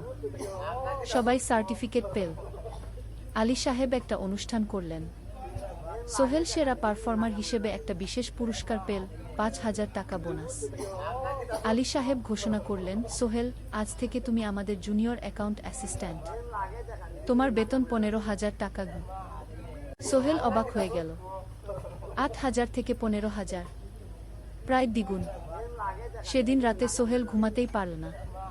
খুশিতে, উত্তেজনায় তার চোখে ঘুম নেই। সে ভাবল তার জীবন কিভাবে বদলে যাচ্ছে। 2 বছর আগে যে রিক্সা চালাত, আজ সে একটা নামকরা কোম্পানির অ্যাকাউন্ট অ্যাসিস্ট্যান্ট। 7ম অধ্যায়, প্রেম ও প্রস্তাব। 1.5 বছর হয়ে গেল সোহেলের চট্টগ্রাম আসা। সে এখন একজন সফল যুবক। তার মা গ্রামে খুব খুশি। প্রতি মাসে সোহেল 10,000 টাকা পাঠায়। ছোট বোন ঋতু এখন কলেজে ভর্তি হয়েছে সোহেলের পাঠানো টাকায়। মায়ের চিকিৎসাও ভালোভাবে হচ্ছে। মিনার সাথে সোহেলের সম্পর্ক এখন আর শুধু বন্ধুত্ব নয়, দুজন দুজনকে ভালোবাসে। কিন্তু কেউ কাউকে সরাসরি বলার সাহস পায়নি। প্রতিদিন দেখা হয়, গল্প হয়, কিন্তু সেই একটা কথা বলা হয়ে ওঠে না। একদিন শুক্রবার ছুটির দিন। সোহেল মিনাকে বলল, আজ কি একটু ঘুরতে যাবে? কোথায়? পতেঙ্গা বিচ।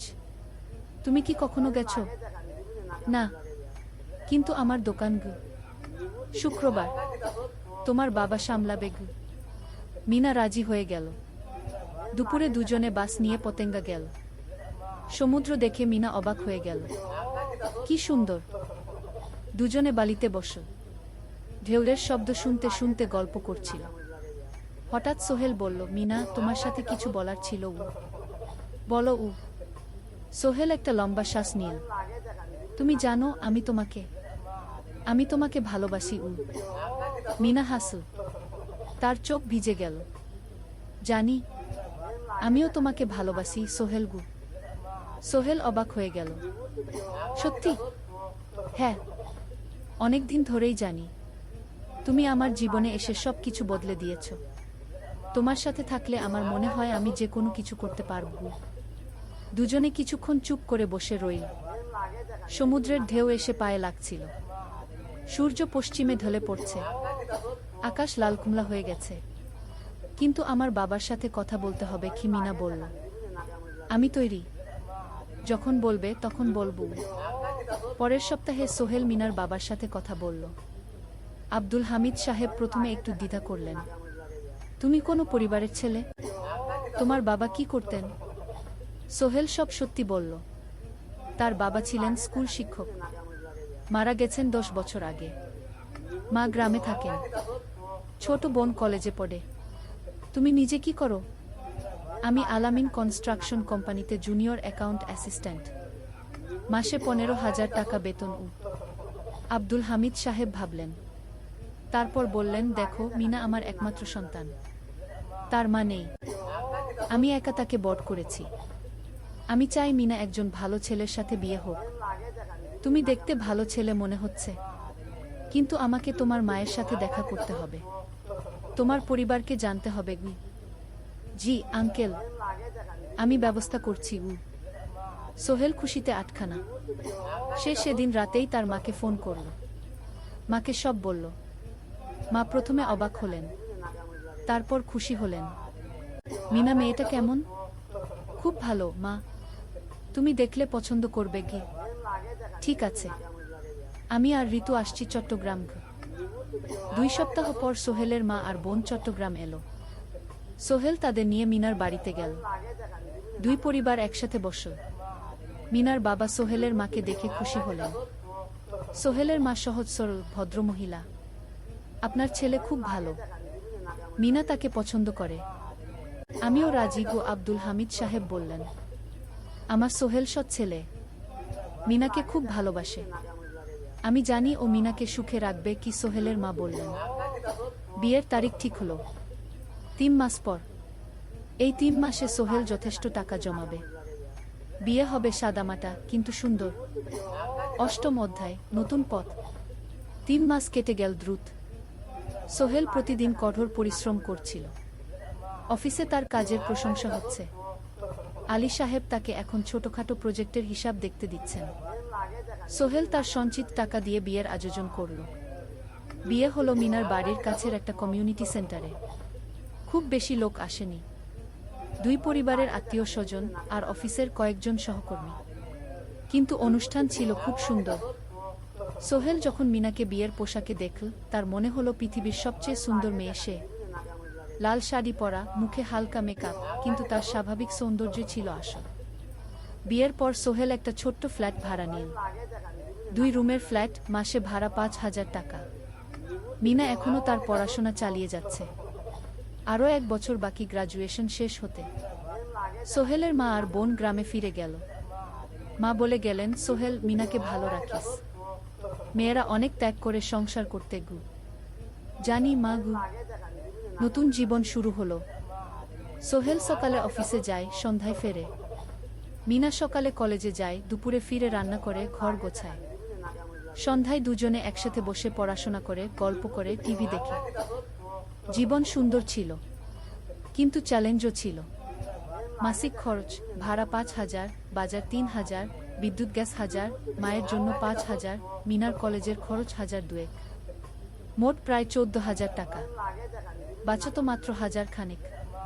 কিন্তু সোহেল হাল ছাড়ল না।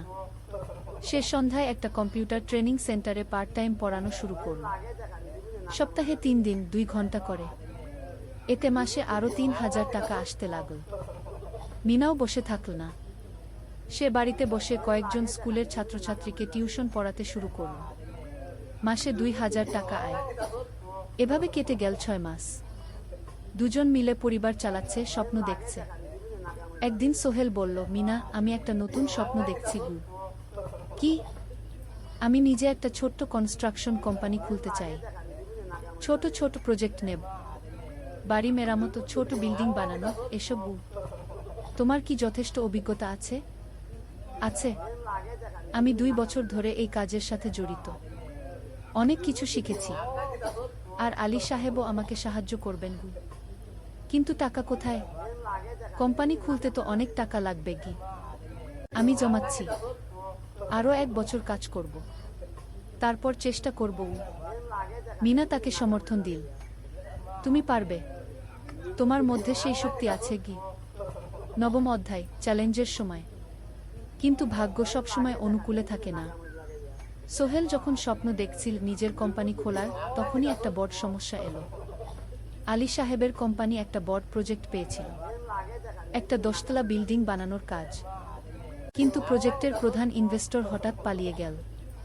তিনি কোম্পানির কাছ থেকে প্রায় 50 লাখ টাকা নিয়ে গেছেন, কিন্তু কাজ শেষ হয়নি। কোম্পানি বড় ক্ষতির মুখে পড়ল। আলী সাহেব অনেক কর্মচারীকে ছাঁটাই করতে বাধ্য হলেন। প্রায় 10 জনকে চাকরি থেকে বাদ দিলেন। বাকিদের বেতন কমাতে হলো। সোহেলকে আলী সাহেব ডেকে বললেন, সোহেল, আমি তোমাকে রাখতে চাই।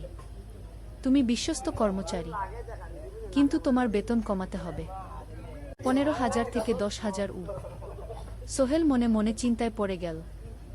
10,000 টাকায় সংসার চলবে কিভাবে? মায়ের খরচ, ভাড়া, বাজার সব মিলিয়ে তো 14,000 টাকা লাগে। কিন্তু সে কিছু বলল না। ঠিক আছে স্যার। বাড়ি ফিরে সোহেল মিনাকে সব বলল। মিনা চিন্তিত হয়ে গেল। এখন কি হবে? চিন্তা করো না, আমি পার্ট টাইম টিউশনির সময় বাড়াব, আর তুমিও বেশি করে টিউশন নাও। কিন্তু আমার তো পড়াশোনাও আছে গি। জানি, কিন্তু এখন এটাই করতে হবে গু। সোহেল সন্ধ্যায় আরও 2টো জায়গায় পার্ট টাইম কাজ খুঁজল। একটা দোকানের সন্ধ্যায় হিসাব দেখার কাজ পেল, মাসে 2,000 টাকা। আরেকটা জায়গায় সপ্তাহান্তে কম্পিউটার রিপেয়ারের কাজ পেল, মাসে 1,500 টাকা। মিনাও 3 জন নতুন স্টুডেন্ট নীল টিউশনে। তার আয় বাড়ল 2,000 থেকে 3,500-এ। কঠিন সময় ছিল। সোহেল সকাল 8টায় অফিসে যেত, সন্ধ্যা 6টায় ফিরত। তারপর একটু বিশ্রাম নিয়ে 7:30টায় বের হতো পার্ট টাইম কাজে। রাত 10টায় বাড়ি ফিরত। রবি সোমবার কম্পিউটার রিপেয়ারের কাজ। মিনাও সকালে কলেজে যেত, দুপুরে ফিরে রান্না করত, তারপর বিকেলে টিউশন পড়াত। রাতে খাওয়া দাওয়ার পর পড়াশোনা করত। দুজনেরই শরীর খারাপ হতে শুরু করল। সোহেল একদিন অফিসে অজ্ঞান হয়ে পড়ে গেল। ডাক্তার দেখাতে নিয়ে গেল। ডাক্তার বলল, অতিরিক্ত পরিশ্রম, শরীরে পুষ্টির অভাব, ঠিকমতো খাচ্ছেন না মনে হচ্ছে গি। সত্যি কথা, খরচ বাঁচাতে সোহেল আর মিনা অনেক সময় কম খেত। মাংস মাছ কিনত সপ্তাহে একদিন, বাকি সময় শাকসবজি, ডাল। মিনা সোহেলকে বলল, আর নয় সোহেল, তুমি এভাবে নিজেকে শেষ করে ফেলছ। আমার পড়াশোনা বন্ধ করে দিই, আমি ফুল টাইম চাকরি করি কি। না, সোহেল জোর দিয়ে বলল, তোমার পড়াশোনা বন্ধ হবে না। আরও মাত্র 6 মাস বাকি, তুমি গ্রাজুয়েট হবেই গি। কিন্তু তুমি আমি ঠিক হয়ে যাব, চিন্তা করো না গে। কিন্তু পরিস্থিতি আরও খারাপ হলো যখন সোহেলের মায়ের অসুখ হলো। হার্টের সমস্যা, হাসপাতালে ভর্তি করতে হলো। খরচ 50,000 টাকা। সোহেলের হাতে এত টাকা কোথায়? সে করিম মামার কাছে ধার চাইল। করিম মামা 20,000 টাকা দিলেন। বাকি 30,000 টাকা সোহেল একটা এনজিও থেকে ঋণ নিল। সুদের হার মাসে 2%। মায়ের চিকিৎসা হলো, তিনি সুস্থ হয়ে গেলেন। কিন্তু সোহেল এখন ঋণের বোঝায় পড়ে গেল। প্রতি মাসে 3,000 টাকা করে কিস্তি দিতে হবে। সেই রাতে সোহেল আর মিনা বিছানায় শুয়ে কথা বলছিল। সোহেল বলল, মিনা, আমি মনে হয় ভুল করেছি। শহরে এসে বিয়ে করে তোমাকে কষ্টে ফেলেছি গু। মিনা তার হাত ধরল। না সোহেল, তুমি ভুল করনি। জীবনে এরকম খারাপ সময় আসে, কিন্তু এটা কাটিয়ে ওঠাই হলো আসল শক্তি। আমরা একসাথে আছি, একসাথে থাকব, সবকিছু ঠিক হয়ে যাবে। মিনার কথায় সোহেল একটু সাহস পেল। হ্যাঁ, হাল ছাড়া যাবে না। 10ম অধ্যায়, আলোর দিকে।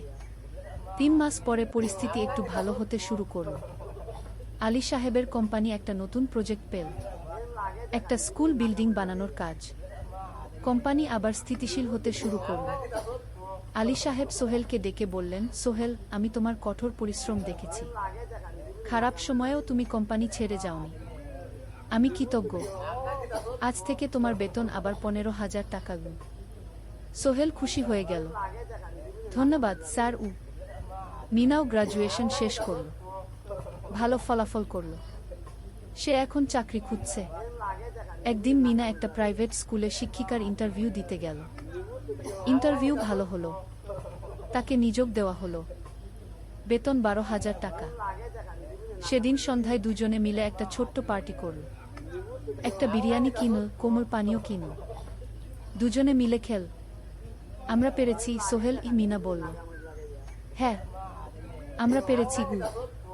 এখন দুজনের মিলিয়ে আয় 27,000 টাকা। খরচ চালানোর পর প্রায় 10,000 টাকা বাঁচে। সোহেল এই টাকা দিয়ে লোন শোধ করতে শুরু করল। পার্ট টাইম কাজগুলো ছেড়ে দিল। শরীরের যত্ন নেওয়া শুরু করল। আরও 6 মাস পরে সোহেলের কাছে একটা বড় সুযোগ এলো। আলী সাহেব একদিন তাকে ডাকলেন। সোহেল, তুমি কি নিজের ব্যবসা করতে চাও? স্যার, আমি তোমাকে একটা ছোট্ট প্রজেক্ট দিতে চাই। একটা 3 তলা বিল্ডিংয়ের কনস্ট্রাকশন। তুমি ম্যানেজ করবে, আমি শুধু সুপারভাইজ করব। লাভের 50% তোমার গু। সোহেল ভাবল, এটা একটা বড় সুযোগ, কিন্তু ঝুঁকিও আছে। যদি কাজটা ভালোভাবে না হয়? স্যার, আমি চেষ্টা করব, কিন্তু যদি ভুল হয়? ভুল হবে না, আমি তোমার উপর বিশ্বাস রাখছি, তুমি পারবে গু। সোহেল রাজি হয়ে গেল। এই প্রজেক্ট তার জীবনে টার্নিং পয়েন্ট হতে পারে। একাদশ অধ্যায়, স্বপ্ন পূরণের পথে। পরের 6 মাস সোহেল খুব কঠোর পরিশ্রম করল। প্রজেক্টটা ম্যানেজ করা সহজ ছিল না। শ্রমিক নিয়োগ, ম্যাটেরিয়াল কেনা, কাজের তদারকি, সময়মতো কাজ শেষ করা, সব দায়িত্ব তার। প্রথম 2 মাস খুব চাপের মধ্যে গেল। একদিন একজন শ্রমিক কাজ করতে গিয়ে আহত হল। সোহেল তাকে হাসপাতালে নিয়ে গেল, তার চিকিৎসার খরচ দিল। এতে প্রজেক্টের বাজেট একটু বাড়ল, কিন্তু সোহেল জানত এটা করা দরকার। আরেকদিন ভুল ম্যাটেরিয়াল ডেলিভারি হলো। সোহেল সেগুলো ফেরত পাঠাল, সঠিক জিনিস আনাল। এতে 3 দিন দেরি হলো, কিন্তু কাজের মান ঠিক রইল। মিনা তাকে সবসময় সাপোর্ট করছিল। সে এখন চাকরিতে স্থিতিশীল। স্কুলের বাচ্চারা তাকে পছন্দ করে। প্রিন্সিপাল তার কাজে খুশি। প্রজেক্ট শেষ হলো 6 মাসে, সময়মতো, বাজেটের মধ্যে।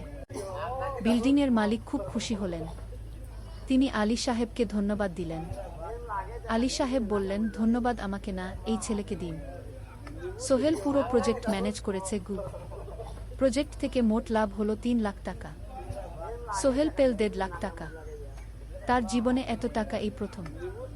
সে করিম মামার ঋণ শোধ করল, এনজিওর বাকি ঋণ শোধ করল। তারপর তার মাকে 50,000 টাকা পাঠাল। মা দিয়ে গ্রামের বাড়িটা একটু মেরামত করাল, বোন ঋতুর জন্য একটা ল্যাপটপ কিনল। বাকি টাকা দিয়ে সোহেল একটা ব্যাংক অ্যাকাউন্টে জমা রাখল ভবিষ্যতের জন্য। আলী সাহেব সোহেলকে আরও 2টো প্রজেক্ট দিলেন, এবার একটু বড়। সোহেল আত্মবিশ্বাসের সাথে সেগুলোও শেষ করল। 2 বছর পরে সোহেল সিদ্ধান্ত নিল, এবার নিজের কোম্পানি খোলার সময় এসেছে। দ্বাদশ অধ্যায়, নতুন শুরু। সোহেল তার সব জমানো টাকা দিয়ে একটা ছোট্ট অফিস ভাড়া নিল। 2 রুমের অফিস। একটা রুমে কাজের জায়গা, আরেকটায় ছোট্ট মিটিং রুম। অফিসের সামনে একটা বোর্ড লাগাল, Sohel construction and development. Mina তাকে সাহায্য করছিল। সে অফিসের অ্যাকাউন্টস দেখত সন্ধ্যায় স্কুল থেকে ফিরে। দুজন মিলে একটা টিম। প্রথমে ছোট ছোট কাজ নিল, বাড়ি মেরামত, দোকান সংস্কার, ছোট বিল্ডিং কনস্ট্রাকশন। কাজের মান ভালো রাখার চেষ্টা করল, সময়মতো শেষ করল, দাম ন্যায্য রাখল। ধীরে ধীরে সোহেলের সুনাম ছড়িয়ে পড়ল। মানুষ তাকে বিশ্বাস করত। তার কাছে নতুন নতুন কাজ আসতে লাগল। প্রথম বছর খুব কষ্ট হলো, কখনো লাভ হতো, কখনো লস। কিন্তু সোহেল থেমে থাকল না। সে শিখতে লাগল ব্যবসা কিভাবে চালাতে হয়। দ্বিতীয় বছরে পরিস্থিতি ভালো হলো। সোহেল এখন 3 জন স্থায়ী কর্মচারী নিয়োগ দিল। একজন ইঞ্জিনিয়ার, একজন সুপারভাইজার, একজন অফিস সহায়ক। তৃতীয় বছরে একটা বড় প্রজেক্ট পেল, একটা স্কুল বিল্ডিং বানানোর কাজ। 5 তলা বিল্ডিং। সোহেল পুরো মনোযোগ দিয়ে কাজটা করল। শ্রমিকদের ভালো বেতন দিল, ভালো ম্যাটেরিয়াল ব্যবহার করল, সময়মতো কাজ শেষ করল। স্কুল কর্তৃপক্ষ খুব খুশি হল। তারা সোহেলের কাজের প্রশংসা করল। এই প্রজেক্ট থেকে সোহেল প্রায় 5 লাখ টাকা লাভ করল। এই টাকা দিয়ে সে আরও ভালো একটা অফিস নিল, আরও কর্মচারী নিয়োগ দিল। এখন তার কোম্পানিতে 10 জন স্থায়ী কর্মচারী। প্রজেক্ট অনুযায়ী আরও শ্রমিক নিয়োগ দেওয়া হয়।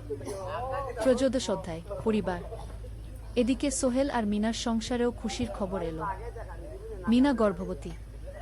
9 মাস পর তাদের একটা মেয়ে হলো। নাম রাখো সারা। সারা যখন জন্মাল, সোহেলের মা আর বোন চট্টগ্রামে এলো। মা 1 মাস থেকে গেলেন। মিনাকে সাহায্য করলেন। সোহেল এখন একটা বড় ফ্ল্যাট ভাড়া নিয়েছে। 3 রুমের ফ্ল্যাট। একটা রুমে সোহেল, মিনা, একটা সারা, আরেকটায় অতিথি রুম। মায়ের জন্য সোহেল সিদ্ধান্ত নিল তাকে চট্টগ্রামে নিয়ে আসবে। গ্রামে একা থাকা ঠিক না। কিন্তু মা রাজি হলেন না। না বাবা, আমি গ্রামেই থাকব। এখানে আমার পরিচিত মানুষ আছে। তোর বোনকে নিয়ে যা। ও ঢাকায় পড়ছে, চট্টগ্রামে এনে ভালো কোথাও ভর্তি করিয়ে দেখি। সোহেল তাই করল। ঋতুকে চট্টগ্রাম বিশ্ববিদ্যালয়ে ভর্তি করিয়ে দিল। ঋতু এখন সোহেলের ফ্ল্যাটে থাকে, বিশ্ববিদ্যালয়ে পড়ে। সোহেলের মনে হলো তার জীবন এখন পরিপূর্ণ। স্ত্রী, মেয়ে, বোন সবাই তার কাছে। ব্যবসা ভালো চলছে। মা গ্রামে সুখে আছেন। চতুর্দশ অধ্যায়, সফলতার শিখরে। 5 বছর কেটে গেল। সোহেল এখন একজন সফল উদ্যোক্তা। তার কোম্পানি কি সোহেল কনস্ট্রাকশন অ্যান্ড ডেভেলপমেন্ট এখন চট্টগ্রামে বেশ পরিচিত। প্রায় 30 জন কর্মচারী তার অধীনে কাজ করে। সোহেল এখন শুধু ছোট প্রজেক্ট করে না, বড় বড় প্রজেক্টও করে। একটা 8তলা বিজনেস কমপ্লেক্স বানানোর কাজ পেয়েছে। একটা হাসপাতাল বিল্ডিং বানাচ্ছে। মিনা এখনো স্কুলে পড়ায়। সে এখন ভাইস প্রিন্সিপাল। সাথে সোহেলের কোম্পানির অ্যাকাউন্টস ম্যানেজার। দুজন মিলে ব্যবসা চালা। সারা এখন 4 বছরের। স্কুলে ভর্তি হয়েছে। খুব চালাক মেয়ে। ঋতু বিশ্ববিদ্যালয় থেকে গ্রাজুয়েট হয়ে একটা ব্যাংকে চাকরি পেয়েছে। একদিন আলী সাহেব